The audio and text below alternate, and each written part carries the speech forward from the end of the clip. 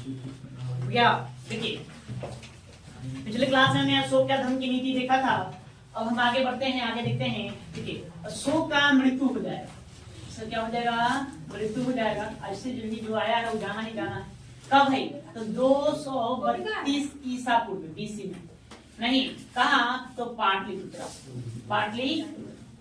ठीक है। यहाँ जैसे इसका निधन होगा पाटलिपुत्र में, उसके बाद उसके उत्तराधिकारी शासन करना प्रारंभ करेंगे। ऐसे अशोक के उत्तराधिकारियों के बारे में, उस तरह से कोई विस्तृत जानकारी नहीं मिलती है।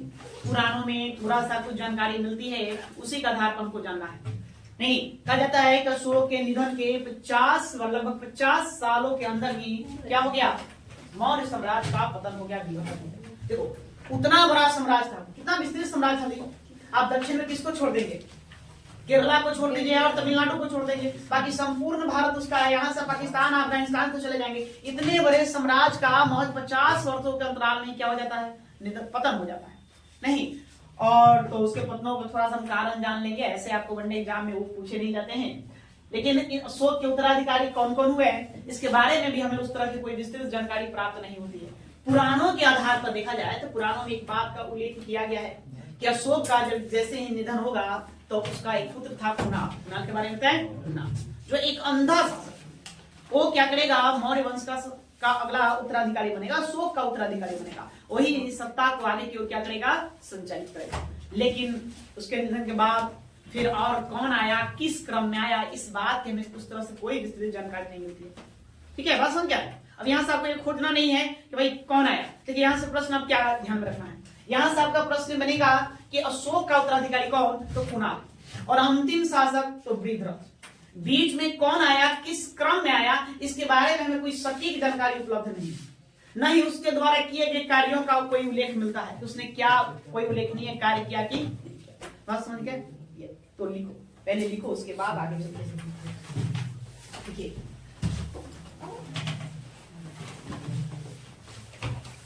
देखिए 232 ईसा पूर्व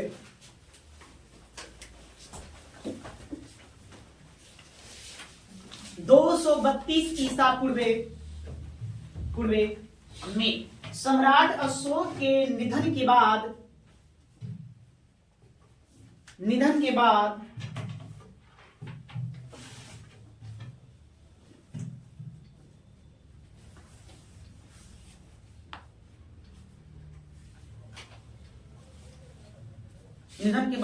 लगभग 50 वर्षों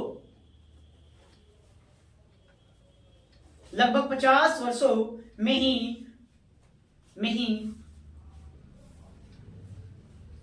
मौर्य साम्राज्य का पतन हो गया।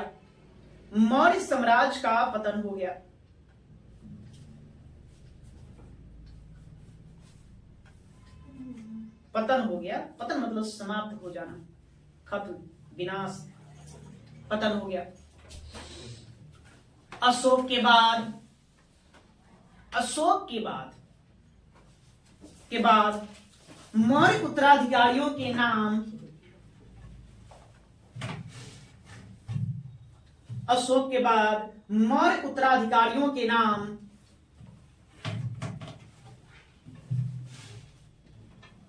स्पष्ट प्राप्त नहीं होते। अशोक के बाद मौर्य उत्तराधिकारियों के नाम स्पष्ट प्राप्त नहीं होते।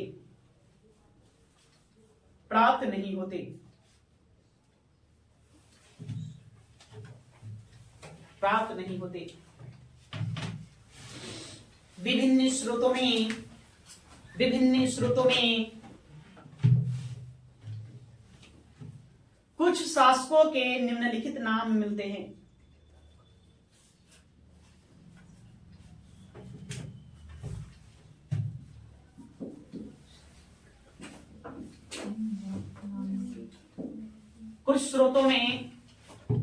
विभिन्न स्रोतों में कुछ उत्तराधिकारी के निम्नलिखित नाम मिलते हैं।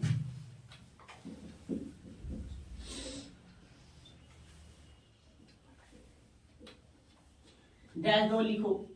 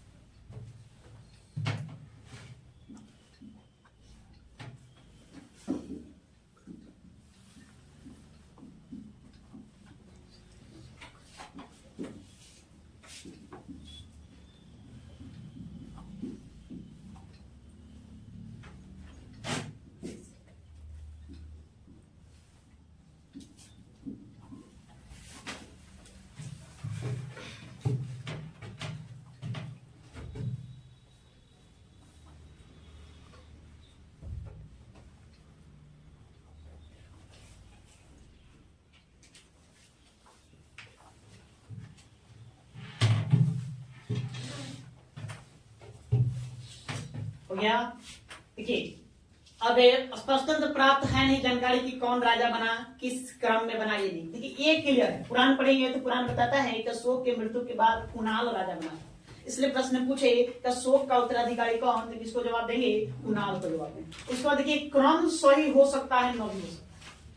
अब इसको अब ये नहीं लेके चलना है मतलब बिल्कुल यही क्रम में लोग राजा बने थे, शासक बने थे, ऐसा नहीं है। कहते कुणाल के बाद संप्रति आया, उसके बाद फिर एक दशरथ राजा बनेगा, शालिशुक, देववर्धन, शतधन्वा, अब वृद्धरथ बनेगा। ये अंतिम शासक हो जाए।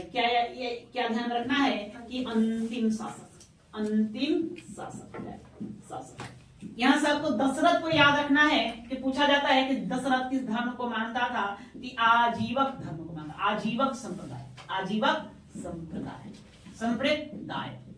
संप्रदाय को मानता था। संप्रति के बारे में पूछा जाता है तो ये आपको ध्यान रखना है कि जैन संप्रदाय को मानता था या जैन धर्म को यह मानता था। ये बातें थोड़ा आपको ध्यान में रख लेना है, यही से ये प्रश्न पूछे गए उसके उत्तराधिकारियों में।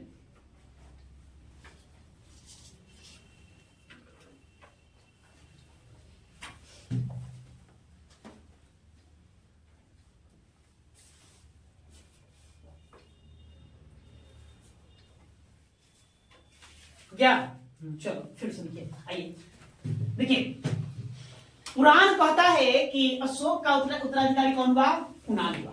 कुणाल चूंकि एक अंधा शासक, उसने ये भी बताया कि वो अंधा था। अब अंधा व्यक्ति को क्या बन जाएगा, शासक बन जाएगा। तो शासन कैसे चलेगा ये, तो शासन का बागडोर उसके पुत्र संप्रति के हाथों में था। ये मूल रूपेण शासन कौन चलाता था, संप्रति चलाता था, लेकिन नाम मात्र राजा कौन बना हुआ था, कुणाल बना हुआ था, ऐसा पुराण बताया। और यहीं पर जिक्र किया गया है कि जब कुणाल शासक था, कौन, कुणाल शासक था, जब कुणाल शासक था तो दो व्यक्तियों का और जिक्र मिलता है। एक आप पुस्तक पढ़ेंगे राज तरंगनी राज तरंगनी पढ़ेंगे कि राज तरंगनी बना बताता है कि एक व्यक्ति था जालौक, ये पुत्र था किसका, अशोक का। ये क्या कि अपने आप को कश्मीर का स्वतंत्र शासक घोषित कर लिया। और फिर एक और आप पढ़ेंगे, एक तिब्बती लेखक है, तिब्बती लेखक उनका नाम है तारानाथ। तो तारानाथ ने अपने पुस्तकों में जिक्र किया है कि वीरसेन जो अशोक का ही पुत्र था, या गंधार का स्वतंत्र शासक बना हुआ था। किसका, गंधार का स्वतंत्र शासक बना हुआ था। मतलब समझिए अब क्या हो रहा है। यहां से देखिए पुराण कहता है कुणाल राजा बना, कौन राजा बन गया, कुणाल। अशोक मरा तो कुणाल राजा बन गया। कुणाल चूंकि अंधा था इसलिए शासन का मुख्य बागडोर किसके, उसके पुत्र संप्रति के हाथों में था। एक पुत्र है किसका, कुणाल का पुत्र बताया गया। या उसके बाद फिर हम दो पुस्तक पढ़ेंगे, एक पढ़ेंगे राजतरंगी, एक पढ़ेंगे तिब्बती तारानाथ जो लेखक है उनके द्वारा लिखा गया पुस्तक पढ़ेंगे। तो राजतरंगी कहता है कुणाल जब राजा था तो कुणाल के राज का है ना शासन काल में जालौक जो कि अशोक का ही पुत्र हुआ, वो कश्मीर का स्वतंत्र शासक बन गया। उसी प्रकार से तिब्बती तारानाथ बताते हैं कि वीरसेन जो अशोक का ही पुत्र था, वो कहा गंधार का स्वतंत्र शासक बन गया। मतलब आप समझ रहे हैं कि यहीं से मतलब कि यह मौर्य साम्राज्य विघटित होना क्या हो जाएगा, प्रारंभ हो जाएगा। अब कुणाल पाटलिपुत्रा में है तो कश्मीर का अलग से कोई स्वतंत्र राजा है, और गंधार का फिर अलग से स्वतंत्र राजा है। और आगे चल के इसी में बताया जाता है कि मौर्य साम्राज्य फिर दो भागों में विभक्त हो गया। एक पूर्वी, एक क्या बनेगा, पूर्वी, एक बनेगा पश्चिमी। तो पूर्वी में दशरथ पूर्वी जो सम्राट था उसका बागडोर दशरथ के हाथों में था, और पश्चिमी जो सम्राट था उसका बागडोर संप्रति के हाथों में था। इसके संप्रति के हाथों में दो भागों में बढ़ गया। इसी प्रकार से वो हो सकता है टुकड़ों में बढ़ते चला गया, मतलब एकता न रहा होगा। और अंतिम राजा के तौर पे किसको बताया जाता है, वृद्धरथ को बताया जाता है। तो बस इसके उत्तराधिकारी में इतना ही जानकारी मिलता, आप कोई विस्तृत जानकारी नहीं है जिसके बारे में हमको जानना है। तो इसी को आपको लिख लेना। बस समझ गया, चलो नीचे से लिखो, देखिए पॉइंट बना के लिखिए। गंधार आप जाएंगे अभी वर्तमान में पाकिस्तान में पड़ता है, कहा जाएगा या पाकिस्तान में चले जाएंगे, कश्मीर से सटा हुआ इलाका है उधर पड़ता है। देखिए तो पुराणों के अनुसार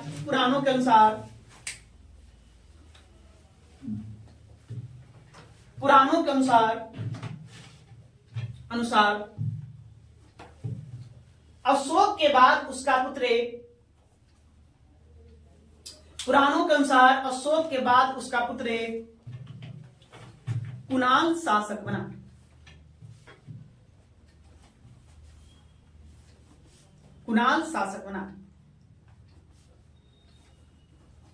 कुणाल शासक बना।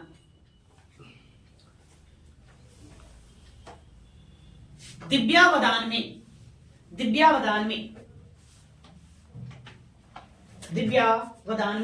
कुणाल का नाम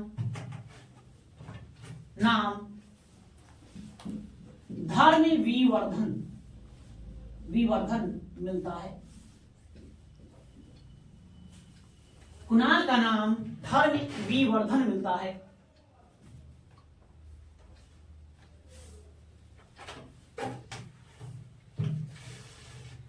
धर्म विवर्धन मिलता है।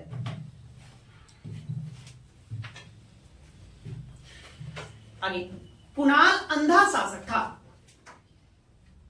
कुणाल अंधा शासक था।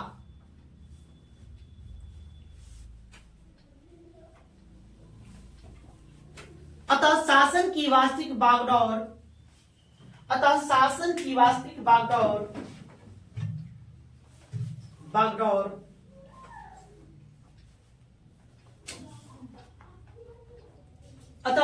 की वास्तविक बागडोर उसके पुत्र संप्रति के हाथों में था।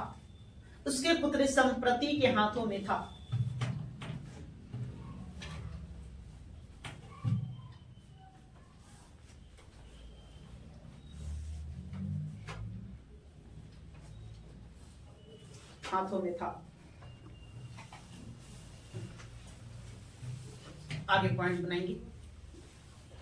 आगे देखें।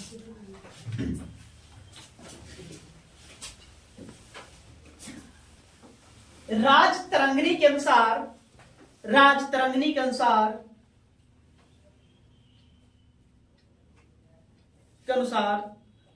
कुणाल के शासन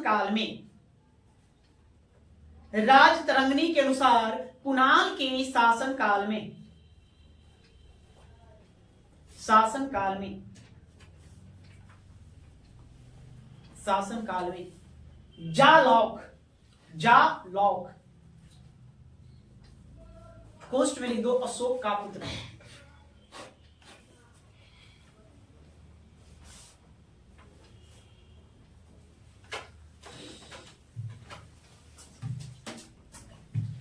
जालौक कश्मीर का स्वतंत्र शासक बना।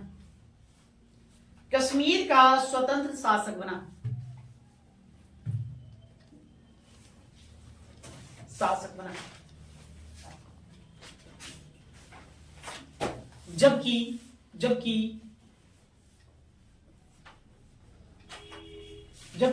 तिब्बती लेखक तारानाथ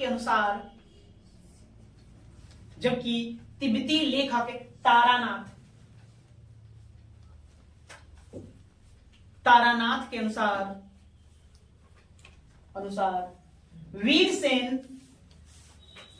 वीरसेन कोष्ठ में लिख दो, अशोक का पुत्र। वीरसेन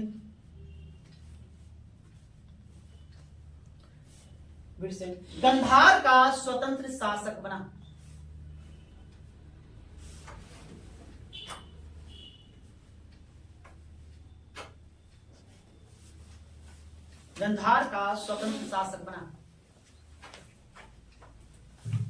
इस तरह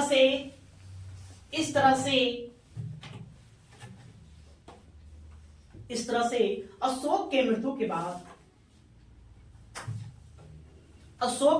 के बाद मौर्य साम्राज्य का पतन प्रारंभ हो गया।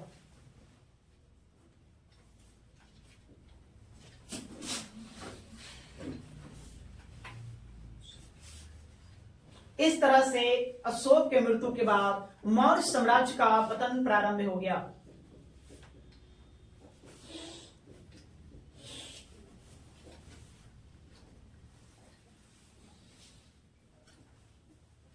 अब लिखिए, कालांतर मतलब बाद में, कालांतर में मौर्य साम्राज्य दो भागों में विभक्त हो गया।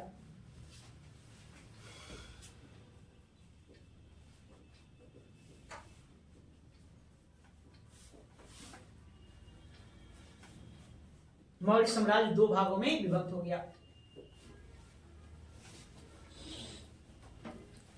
पूर्वी साम्राज्य का शासक है दशरथ। पूर्वी साम्राज्य का शासक दशरथ। तथा पश्चिमी साम्राज्य का शासक है, पश्चिमी साम्राज्य का शासक है संप्रति बना। संप्रति बना।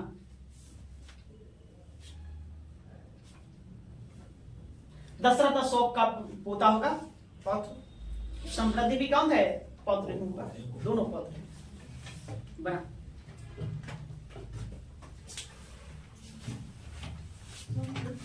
संप्रति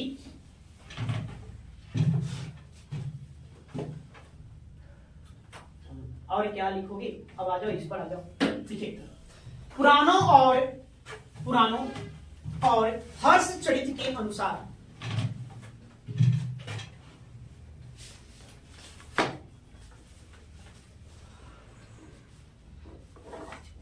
हर्ष चरित्र, पुराणों और हर्ष चरित्र के अनुसार मौर्य वंश का अंतिम शासक वृद्धरथ था।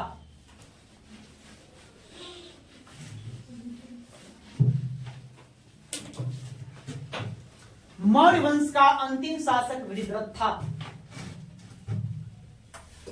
वृद्धरथ, ये वृद्धरथ जो है इसकी हत्या कर दिया जाएगा। इसके द्वारा कुछ सुनेंगे इसको जरा। वृद्धरथ, इसी को मौर्य वंश का क्या बताया जाता है? अंतिम शासक। पुराण कहता है कि वृद्धरथ है जो मौर्य वंश का अंतिम राजा था, है ना। चाहे साथ में आप हर्षचरित पढ़ेंगे, है ना, हर्षचरित पढ़ेंगे तो हर्षचरित में इसी बात का जिक्र किया गया है। जिसकी हत्या कौन कर देगा? इसी का अपना एक सेनापति था जिसका नाम था पुष्यमित्र शुंग। क्या नाम था? पुष्यमित्र शुंग। इसके द्वारा इसकी हत्या कर दिया जाएगा और हत्या करने के बाद मगध की गद्दी पर मौर्य वंश का समापन हो जाएगा और एक नया वंश की शुरुआत होगी जिसको क्या कहते हैं? शुंग वंश कहते हैं। शुंग वंश का उत्पत्ति हो जाएगा। तो इसी को लिख देना है। सुबह सुबह जब कहा जाता है कि वृद्धरथ अपना सैनिक का निरीक्षण कर रहा था, सुबह सैनिकों का परेड होता था। शासक था अपना सुबह वो क्या करता था? सैनिकों का परेड देखता था, निरीक्षण देखता था। वही निरीक्षण करने के दौरान ही पुष्यमित्र शुंग ने उसकी हत्या कर दी सैनिकों के सामने, उसी दरमियान, और शुंग वंश का स्थापना किया। मौर्य वंश वहां पर क्या हो गया? पूरी तरह से समाप्त। ओके, देखिए ठीक हो, क्या लिखते हैं? कुछ लिखा इसमें? हाँ, पुराने एवं हर्षचरित के अनुसार अंतिम शासक कौन था? वृद्धरथ था। हाँ, एक लाइन उसमें जोड़ दो। वृद्धरथ की हत्या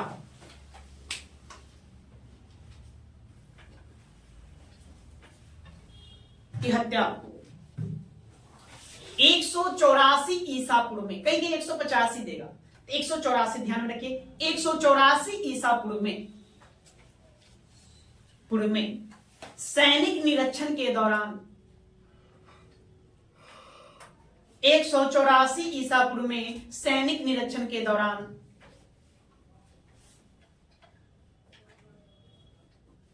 उसके सेनापति पुष्यमित्र शुंग ने कर दी। पुष्यमित्र शुंग ने कर दी।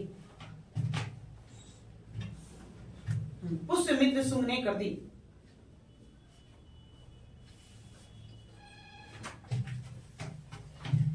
शुंग ने कर दी और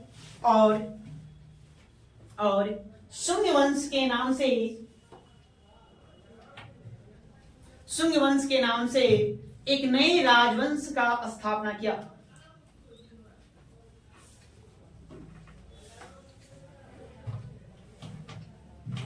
एक नए राजवंश का स्थापना किया।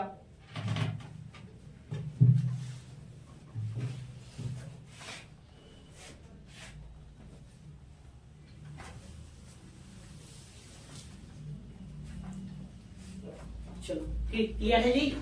तो अशोक के उत्तराधिकारी में किसको किसको नाम ध्यान में रखना है? ध्यान में जिसको रखना, बस उस पर आपको फोकस करना है। एक आप ध्यान रखें किसको? कुणाल को। फिर किसको याद रखेंगे? संप्रति को ध्यान में रखेंगे। उसके बाद आपको दशरथ ध्यान में रखना है, दशरथ। और उसके बाद फिर आपको ध्यान रखना है वृद्धरथ। कुणाल से क्यों ध्यान में रखेंगे? क्योंकि अंधा शासक था, अशोक का उत्तराधिकारी हुआ, अंधा शासक था, है ना।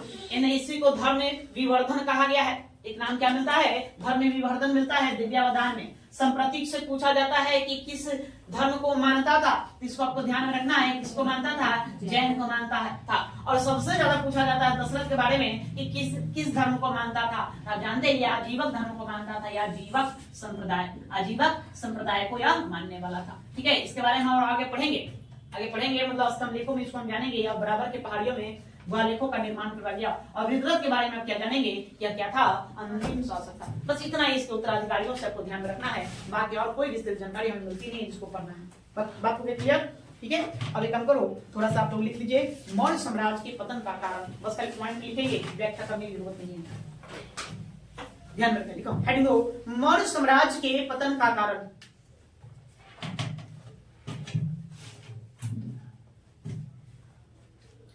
पतन का कारण,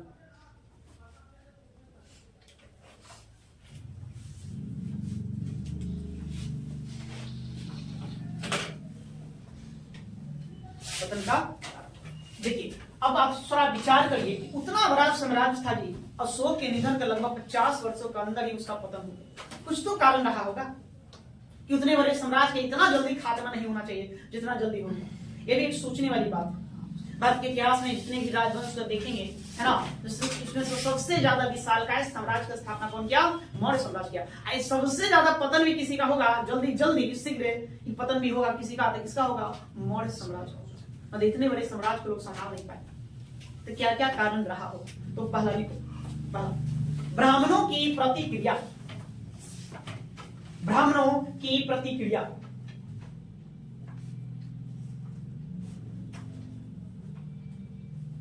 की प्रतिक्रिया। देखिए मौर्य साम्राज्य के पतनों में एक कारण ये बताया गया, ब्राह्मणों की प्रतिक्रिया। कहने मतलब क्या, जब सम्राट अशोक देखे किस धर्म को बढ़ावा दिया, ऐसे तो धर्म की नीति अपनाया नहीं, लेकिन मूल तो ऐसे देखा जाए तो उसने बौद्ध धर्म को बढ़ावा भी दिया। बौद्ध धर्म को अंतरराष्ट्रीय स्तर पर प्रसिद्धि दिलाने में अहम कोई रोल अदा करेगा, भूमिका से अदा करेगा, कौन करेगा, अशोक करेगा। तो कहा जाता है विद्वानों के द्वारा एक मत दिया जाता है कि बौद्ध धर्म को ही बढ़ावा दिया, है ना, और सनातन धर्म जो था हिंदू धर्म को गर्त में चला गया, जिसके कारण सनातन धर्म के जो रक्षक जो ब्राह्मण वर्ग के लोग थे वो क्या हो गए, सम्राट अशोक से नाराज हो गए।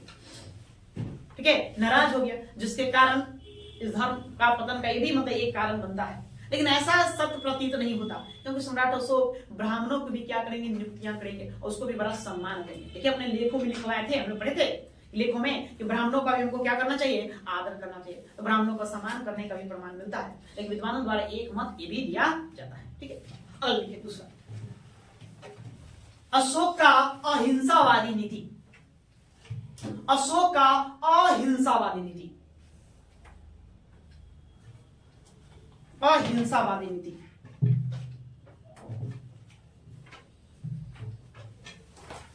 अब ये भी पतन का कारण कैसे बनेगा, बिल्कुल बनेगा। जैसे देखिए इसमें क्या मत दिया जाता है, अब अशोक धर्म की नीति अपना लिया, युद्ध की नीति क्या दिया, कहा भाई युद्ध वगैरह करना नहीं है, ठीक काम नहीं है, हाँ शांति रखो, दूसरों की सेवा सत्कार करो, है ना, दूसरों के सुख दुख का साथी बनो, दूसरों की सहायता करो, मतलब किसी को सताओ नहीं, मारो नहीं, जीव हत्या वगैरह नहीं करो। या जब इतनी सारी बात कर रहा तो दूसरों के ऊपर, राज्यों के ऊपर आक्रमण करना भी मना बंद कर दिया। उसने क्या विजय अभियान किया कलिंग के बाद, बिल्कुल नहीं किया, विजय अभियान नहीं किया। तो विजय अभियान न करने के बाद उसकी उतनी विशालकाय सेना है, जैसे कि जस्टिन क्या लिखता है प्लूटार्क कि 6 लाख सेना मौर्य के पास, जैसे पूरे भारत को रौंद डाला, तो उसके पास भी उतनी बड़ी सेना होगी, हो सकता है उससे और ज्यादा ही होगा, लेकिन इन सेनाओं के पास कोई काम नहीं है। तो सेना क्या होगा, कहीं कोई अभियान पर नहीं जा रहा, ना कोई युद्ध लड़ने जा रहा, तो है ना ऐसी बस पड़ा हुआ है, तो उससे क्या होगा, सब सेना निष्क्रिय होगी। नहीं, अब निष्क्रिय हो जाने के कारण मतलब कि बिल्कुल ही वो अहिंसावादी चला। तो अहिंसावादी होने के कारण वो क्या हुआ कि लोग अपने मनमाने ढंग से काम भी करने लगे। अब मंत्री संतरी कर्मचारी वगैरह, अब देखिए कि अब राजा उस तरह से कोई है ना जोर जबरदस्ती करता नहीं है, ज्यादा धर पकड़ न करता, तो क्या करा, उसको अपना मस्ती से अपना काम करने लगा, तो धीरे धीरे क्या बन जाएगा, पतन का कारण बन जाएगा, लोग अपनी मनमौजी हो जाएंगे। ठीक है, इसलिए कहा जाता है कि सत्ता के संचालन में डर होना जरूरी होता है। जैसे अभी देखिए वर्तमान में लोकतंत्र, डेमोक्रेसी, यहाँ भय और डर है, बिल्कुल कानून का भय नहीं। सरकारें क्या करती है, राज्य सरकारें या कहीं राज्य, ये 2 बातें करती है, एक हमें डर दिखाती है और दूसरा हमें लोभ भी देती है, लोभ, डर और भाई आप अच्छा काम करेंगे तो उसको पुरस्कृत करता है सरकार, पुरस्कार देता है, इनाम देता है। मतलब लोभ एक तरह से इनाम, आपके दिमाग में ना भाई अच्छा काम करेंगे हमको इनाम मिलेगा, एक तरह से देखो तो लोभ है। सम्मान मिलेगा तो लोभ है, तो वो देती है। और दूसरा डर, कि आप कानून का उल्लंघन करेंगे तो क्या होगा, डर है ना, सजा मिलेगा, ये भी एक डर है। ये दो कारण होने चाहिए, तो वो डर एक तरह से समझो तो एक तरह से समाप्त हो जाए। भाई सब लोग देखिए राजा ने कहा करना, सब तो अहिंसा की बातें करें, अहिंसावादी हो जाए। इसीलिए एक पतन का क्या बनेगा, कारण बनेगा। तो फिर डर भी होना जरूरी है, अनुशासन होना जरूरी है, जो कि वो बिल्कुल देखने को नहीं। ठीक है, आगे अगले देखिए, वित्तीय संकट। अगला कारण वित्तीय संकट।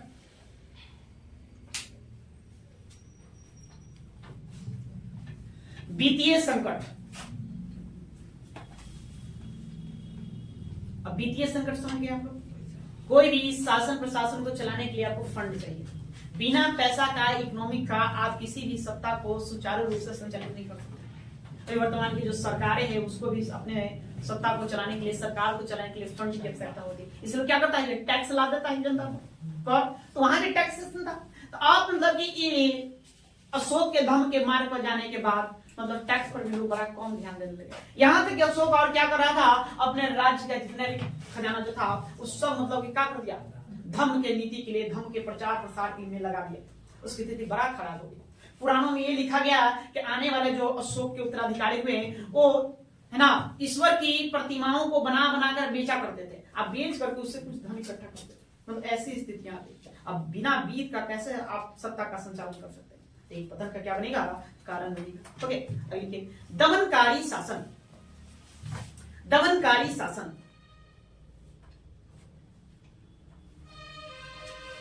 दमनकारी शासन। देखिए यह बात अशोक के पूर्व के बाद, पहले अशोक के शासन बनने के पूर्व से हम लेंगे तो वहां भी इस पॉइंट को हम रख सकते हैं कि दमनकारी शासन ही क्या करा, मौर्य साम्राज्य का पतन का कारण बना। आप पढ़े होंगे, बताया हमने कि बिंदुसार जब राजा था तो तक्षशिला में कितने विद्रोह हुए, दो विद्रोह हुए। उन विद्रोहों को दमनकारी तरीके से दबाया गया। हालांकि अशोक अपने सूझबूझ से उसको क्या कर दिया, दबा दिया। मतलब कहीं ना कहीं जनता के दिलों में शासन के प्रति रोष था, मतलब विद्रोह की भावना रखते थे। ठीक है, फिर हमने आपको बताया कि अशोक क्या किया, 256 रातें धम्म की यात्रा पर बिताया। मतलब घूम घूम कर अपने राजकाज को देखा, किस प्रकार से क्या शासन चल रही है। मतलब कि कहीं ना कहीं जनता में भी रोष था, दिक्कत था, कुछ समस्या रही होगी, है ना। तो ये भी एक कारण बताया जाता है। हालांकि विद्वान इसको पूरी तरह से खंडित करते कि ना, इसको आप कारण नहीं बता सकते कि अशोक के समय तो बिल्कुल ही दमन जैसी कोई बातें देखने को मिलती नहीं, लेकिन अशोक के पूर्व देखने को मिलती है, बाद में नहीं। अगला लिखिए, अति केंद्रीयकृत शासन। अति केंद्रीयकृत शासन,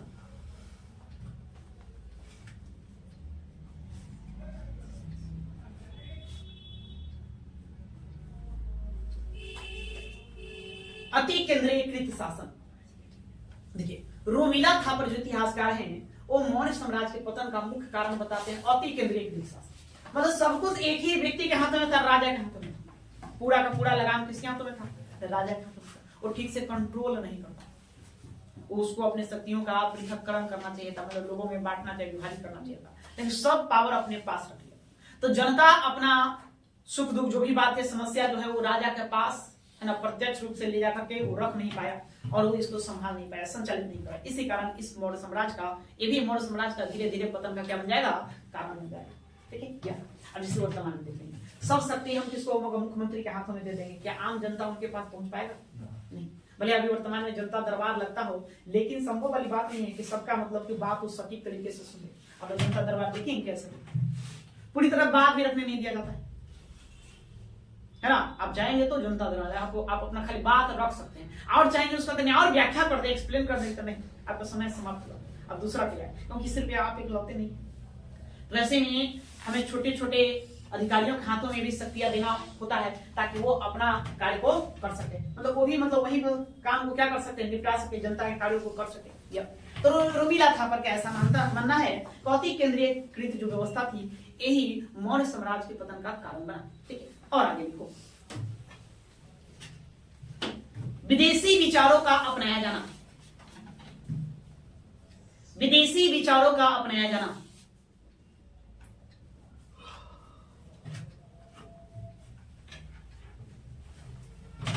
विदेशी विचारों का अपनाया जाना। यहां मतलब कि इसको आप धर्म से जोड़कर देख सकते हैं। भारत सनातनियों का देश रहा है शुरू से ही, आर्य लोग आए, है ना, वैदिक सभ्यता का जन्म हुआ, वेदों के आधार पर यहाँ के शासन व्यवस्था को चलाया जा रहा था। अब ये मौर्य काल में क्या हुआ, लोग क्या करने लगे, अशोक खास करके बौद्ध धर्म को अपना लिया और उसका प्रचार प्रसार दूर दूर तक किया। विदेशियों की जो विचारधारा था उस विचारधारा को भी अपने इस राज्य में ले आया, उसको भी अपनाया, तो तालमेल बैठ नहीं पाया। धीरे धीरे मतभेद उत्पन्न हुआ और यह पतन के रास्ते पर चलता। ऐसा ये बताया जाता है। आगे उत्तर पश्चिमी सीमा का उपेक्षा, उत्तर पश्चिमी सीमा का उपेक्षा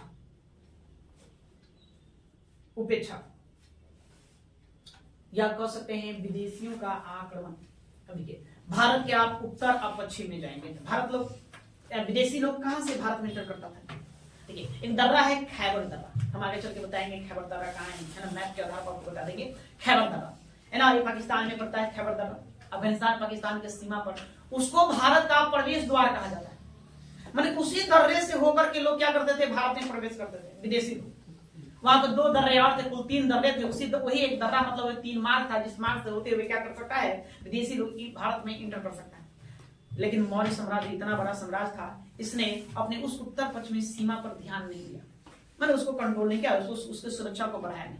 वहीं बगल में हमारे पड़ोसी राज्य चीन, अशोक के शासन काल में भी वहां एक राजा हुआ नहीं टीसिक्यांग, उसने क्या किया कि पूरे चीन के जो भी मतलब उत्तर पश्चिमी जो सीमा था उस पर दीवार खड़ा कर दिया। बहुत ही बड़ा लंबी चौड़ी दीवार, जाने रहे चीन की दीवार दुनिया की सबसे लंबी दीवार मानी जाती है, वो दीवार खड़ा कर दिया। दीवार खड़ा करने के बाद है ना, जो शक लोग थे, सिथियन जिसको कहते हैं, पहलो कहते हैं, कुषाण कहते हैं, यमन लोग कहते हैं, उन लोग का आक्रमण उधर रुक गया। उन लोग का आक्रमण रुकना था तो सब कहाँ आ गया, भारत की ओर आना शुरू कर दिया। उस जैसा कार्य मौर्य शासकों को भी करना चाहिए था कि उत्तर पश्चिम जो सीमा था वहां पर दीवार खड़ा कर दे या फिर कोई मजबूत मतलब सुरक्षा उपाय कर लेता, सैनिकों का पहरा मतलब जबरदस्त कर देता, ताकि विदेशियों का आक्रमण भारत पर न होने के कारण यमन लोग, शक लोग धीरे धीरे भारत में घुसना क्या कर दिए, प्रारंभ कर दिए, जो मौर्य साम्राज्य को क्या कर दिया, कमजोर कर दिया और ये पतन का कारण बना। ठीक है, एक पॉइंट और एक और लिखिए, अयोग्य उत्तराधिकारी। अयोग्य उत्तराधिकारी,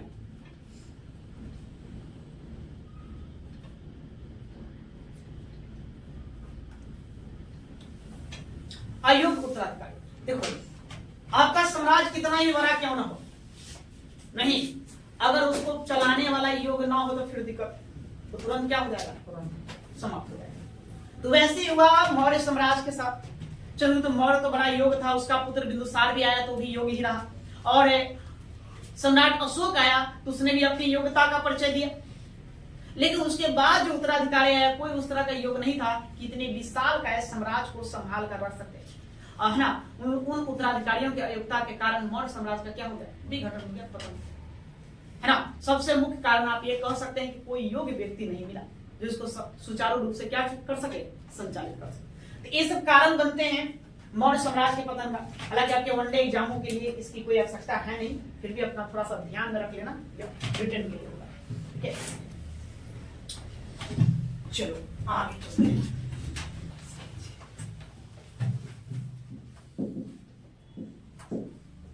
सुदर्शन झील, सुदर्शन झील, इससे भी प्रश्न बनता है। सुदर्शन झील ये कहाँ है, कहाँ है जी सुदर्शन झील? गुजरात। कहाँ जाएंगे आप, जाएंगे गुजरात। गुजरात तो गुजरात का ही एक प्रांत है, उसको कहते हैं सौराष्ट्र। कहाँ क्या कहते हैं, उसका नाम है सौराष्ट्र। सौराष्ट्र में ही एक जगह है, उसका नाम है गिरनार। क्या नाम है, गिरनार। जगह का भी नाम गिरनार है और वहां एक पर्वत है, उस पर्वत का भी नाम गिरनार है। तो ही गिरनार जो जगह है उसी गिरनार में गिरनार पर्वत जो देख रहे हैं, गिरनार पर्वत का ही एक पहाड़ी है। गिरनार एक पर्वत का भी नाम है और किसका नाम है, जगह का भी नाम है। इसी गिरनार पर्वत में एक पहाड़ी है उज्जयंत पहाड़ी। उज्जयंत पहाड़ी, पहाड़ी, इस पहाड़ी से 2 झरने निकलते हैं। कितने झरने, 2 झरने निकलते हैं। इन्हीं दोनों झरनों से निकलने वाले जल को एक स्थान पर संचित किया गया, मतलब जमा किया गया। इसी का नाम हुआ, क्या नाम पड़ा? सुदर्शन झील।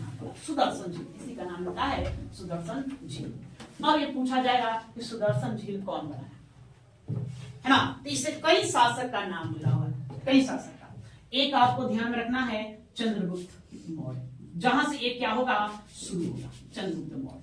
उसके बाद फिर उसका पुत्र अशोक आएगा, तो अशोक इसका मरम्मत कार्य करवाएगा, ठीक है? पुत्र अशोक आएगा तो मरम्मत कार्य करवाएगा। फिर आगे चल के एक शासक हुआ स्कंद, स्कंद गुप्त। पहले हालांकि उसके स्कंद गुप्त से पहले रुद्रदामन इस शासक था, रुद्रदामन। इसने उसका मरम्मत करवाया। फिर उसके बाद स्कंद गुप्त इसने उसका मरम्मत करवाया। तो इसके सब कितने? इन 4 शासकों का नाम जुड़ा हुआ है। तो सुदर्शन झील से ज्यादा प्रश्न नहीं बनते हैं, सिंपल साहब से प्रश्न पूछा जाएगा कि सुदर्शन झील कहाँ स्थित है? तो कहाँ स्थित है? गुजरात के सौराष्ट्र प्रांत में। इसका निर्माण कौन करवाएगा? इसका निर्माण चंद्रगुप्त मौर्य करवाएगा, ठीक है? यही मौर्य करवाएगा। इसी का एक सौराष्ट्र का गवर्नर था, उसी गवर्नर के द्वारा इस सुदर्शन झील का निर्माण करवाएगा। इसी के बारे में थोड़ा सा जानकारी निकाल लेना है, इसको आप लिखिए, ठीक है? तो सुदर्शन झील,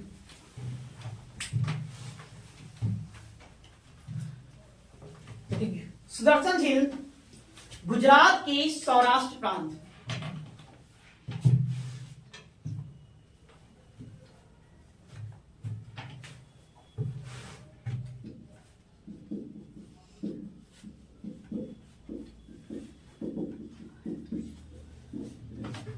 गुजरात के सौराष्ट्र प्रांत के गिरनार नामक स्थान पर निर्मित था।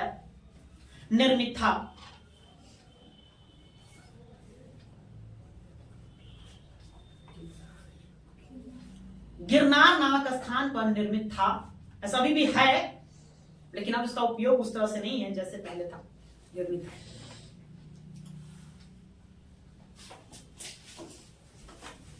निर्मित था। इस झील को चंद्रगुप्त मौर्य के निर्देशन में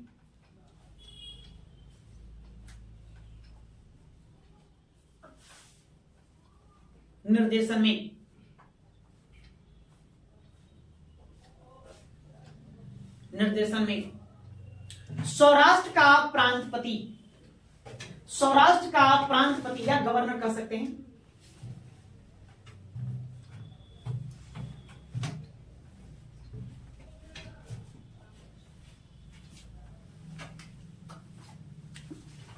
सौराष्ट्र का प्रांतपति पुष्यगुप्त मौर्य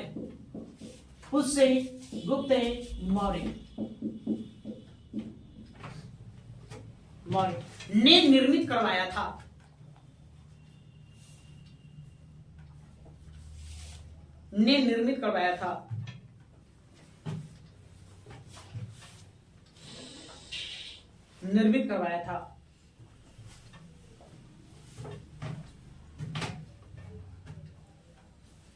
ठीक है? तो आपको ध्यान में क्या रखना है? सुदर्शन झील को कौन बनवाएगा? तो बनवाने वाला व्यक्ति के नाम है पुष्यगुप्त मौर्य। कौन था यह? चंद्रगुप्त मौर्य का प्रांतपति था, है ना? मतलब गवर्नर था गुजरात में। प्रांत का जो गवर्नर किसको बनाया गया था? पुष्यगुप्त मौर्य को बनाया गया था। तो वहां किसानों को जल से संबंधित समस्या थी, सिंचाई से संबंधित समस्या थी। तो उसी समस्या को दूर करने के लिए चंद्रगुप्त मौर्य के निर्देशन में वही आदेश देगा कि आप क्या करिए, उन लोगों के लिए झील का निर्माण करवा दीजिए। तब पुष्यगुप्त मौर्य ने उसी सौराष्ट्र प्रांत में सुदर्शन झील का क्या करवा देगा? निर्माण करवा देगा। नहीं, फिर आगे चल करके अशोक के समय एक और व्यक्ति आएगा, तुषास्प, ठीक है? ये तुषास्प, ये जो सम्राट अशोक राजा था, जब ये राजा बनेगा तो तुषास्प सौराष्ट्र का गवर्नर बनेगा। यमन देश का रहने वाला था, जो भारत आया था। उसकी योग्यता को देखते हुए सम्राट अशोक उसको क्या किया? सौराष्ट्र प्रांत का प्रांतपति बना दिया, गवर्नर बना दिया। तो फिर अशोक के दिशा निर्देश में, अशोक के कहे अनुसार तुषास्प ने फिर उसका क्या करवाएगा? मरम्मत, रिपेयर का काम करवाएगा। जो समय हुआ, है ना? कहा चंद्रगुप्त मौर्य, उसके बाद बिंदुसार आया, फिर कौन आया? अशोक आया।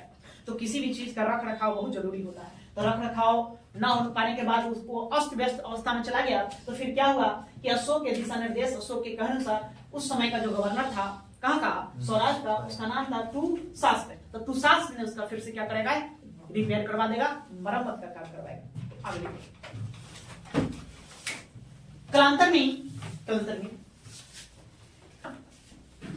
में सम्राट अशोक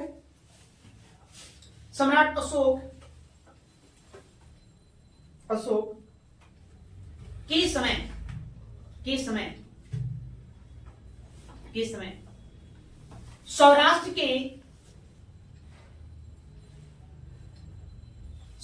के यवन गवर्नर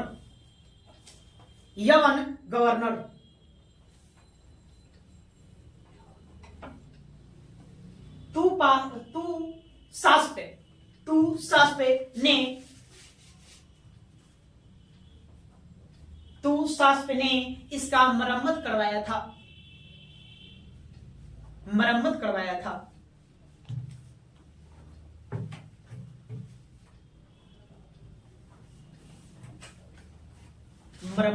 था।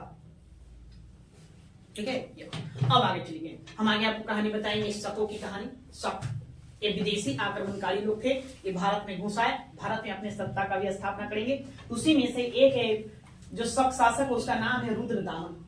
इसका एक अभिलेख मिलेगा गिरनार में, उसको जूनागढ़ का अभिलेख भी कहा जाता है गिरनार में। उसे गिरनार अभिलेख को आप पढ़ेंगे तो लिखा हुआ है कि सुविशाख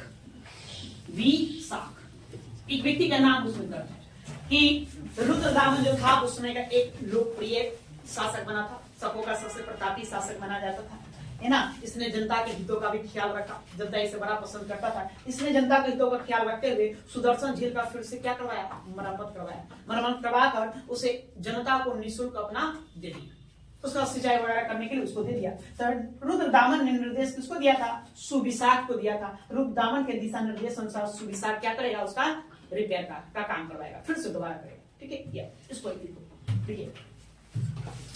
रुद्रदामन की गिरनार अभिलेख से ज्ञात होता है कि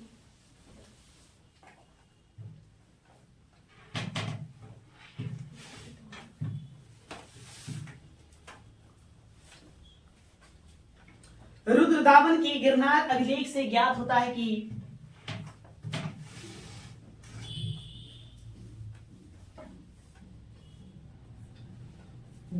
कि उसने सुविशाख के माध्यम से सुविशाख मैंने उसका वो गवर्नर रहा होगा, सुविशाख के माध्यम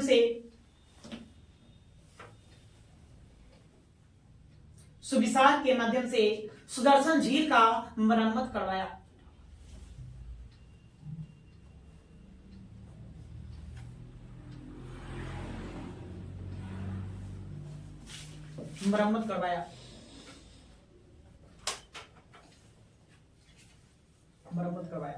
ठीक है, क्लियर है। तब के सब नाम याद रखना है, सब पूछे जाते रहे हैं, कौन कब था, किसने क्या करवाया। तो शासक कितने बताएं, 4 बताएं। उसी प्रकार से 4 कौन हो जाएंगे, प्रांतपति भी हो जाएंगे ना। चंद्रगुप्त मौर्य के समय कौन है, तो देखो पुष्यगुप्त, क्या ध्यान रखना है। चलो भाई फिर से चलते हैं।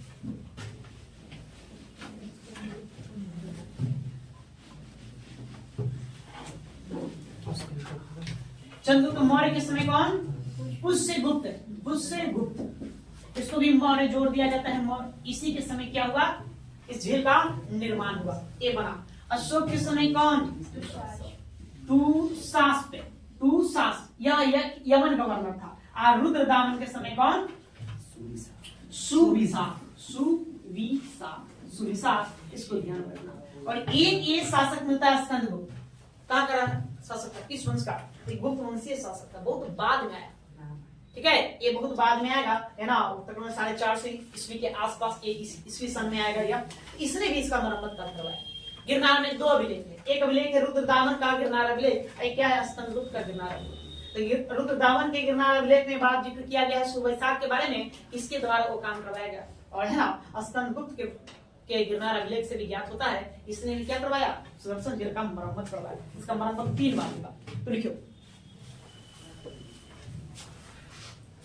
सबसे अंत में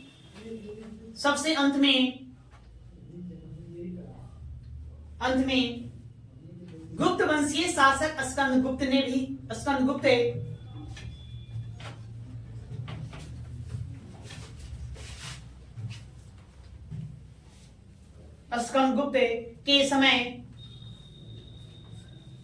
स्कंदगुप्त के समय सौराष्ट्र का प्रांतपति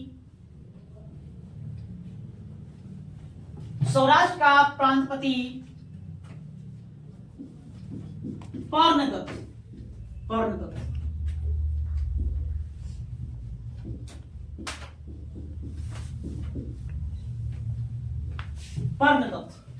है ना। स्कंदगुप्त के समय सौराष्ट्र का गवर्नर कौन था? पर्णगत। लेकिन पर्णगत का एक पुत्र था, उसका नाम था चक्रपालित। इसी चक्रपालित ने क्या करवाएगा? सुदर्शन झील का रिपेयर करवाएगा। तो स्कंदगुप्त के समय सौराष्ट्र का प्रांतपति पर्णदत्त का पुत्र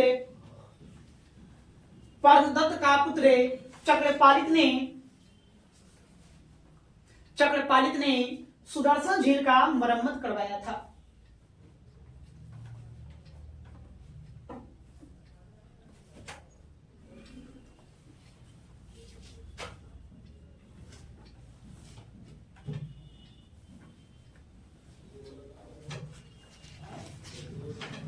क्लियर है? बात आप लोग समझ गए?